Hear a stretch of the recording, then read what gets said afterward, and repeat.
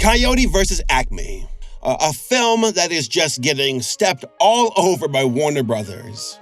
The company's like, we might show it. We might actually, allow you to see this film. Or just kidding, we're going to sell it off for tax purposes. It will be a write-off. And that means that you all will never be able to see it. Why? Because the IRS owns it now, which means nobody gets to have fun. Nobody gets to see the hard work of these artists. It will go right into the IRS vaults, right next to Symbiotic Titan and Beware the Batman. Yeah, which are also Warner Brother properties. Hey, we're getting in a rut. So for those who don't know, a tax write-off for a company in this situation is when Warner goes, hey, we haven't really made a profit yet off our film. Everything we've done so far has been just expenses and cost, which means that we can write this off and use those expenses to lower our overall cost of our company. Which, by the way, I'm not a CPA, I'm not a lawyer. I did some surface level research just to get an understanding of what's going on here.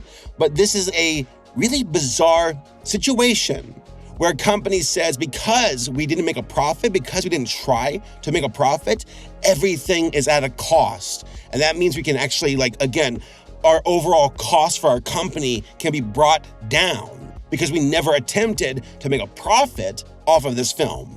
Again, this has happened before with them, with Symbiotic Titan and Beware the Batman. And it just sucks. It just sucks to think that all the hard work these artists put into their creations are now behind closed doors and nobody gets to see it now. It's a fucked up system. So before we get into the bullshit of it all, let's talk about who made Coyote versus Acme. It was directed by Dave Green, written by James Gunn, Jeremy Slater, and Sammy Birch. And apparently, there were rumors of insane practical effects along with traditional 2D animation a la Who Framed Roger Rabbit. I saw some screenshots. I've heard from folks who worked on the film on Twitter that the film looked beautiful, that it was fantastic. And now we'll never be able to see it. There's a glimmer of hope, a small little hope of a hope, but there's a guy who stands in the way of it all. His name is David Zaslav, the CEO of Warner Brothers Discovery.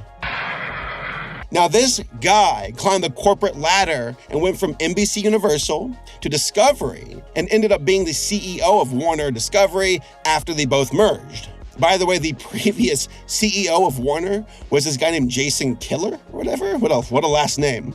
And the guy's on record saying COVID-19 was really good for ratings. Wow, just CEO things, I guess. Now, David strikes me as a CEO with this mentality of we have to lower cost. We've got to cut back cost. And a lot of this followed the entire entrance into the world of streaming. We got these companies who went on a buying spree. Disney did that, Netflix did that, and they had fun for 2020, 2021 with all this cool creative content. And then they were like, hold on, never mind, we're spending too much money, cut everything back, cancel everything. All right, remove these shows, write them off. And casualties of David Zaslav so far include Final Space, the Batgirl movie, and Scoob, plus a bunch of other shows that were removed. They weren't written off, but they were removed and shelved because they did not want to pay residuals to artists, which is that's evil. That's just evil to me. And also makes me feel like, hey, maybe I should put on my pirate hat and look elsewhere. And now, as it goes, Coyote versus Acme is currently on the chopping block. Warner said months ago that they would take this film, write it off. And there was a big upset on Twitter and online with folks being like, please don't do this. Please, you keep writing off this stuff and we really want to see this film. It sounds so smart. The synopsis for Coyote versus Acme is that Coyote, the iconic Looney Tunes character, got sick of all of his Acme products failing. So now he's suing the company. He got some billboard lawyer. Apparently the film takes place in Albuquerque. You can't convince me this is not a Breaking Bad, one-off film. And that sounds fun to me. Again, with traditional animation, with practical effects, like a Roger Rabbit energy, I want to see this, please. And the internet gave you free marketing to get a conversation going about this movie. And apparently, the price point that Warner put on the film was, we want $75 million.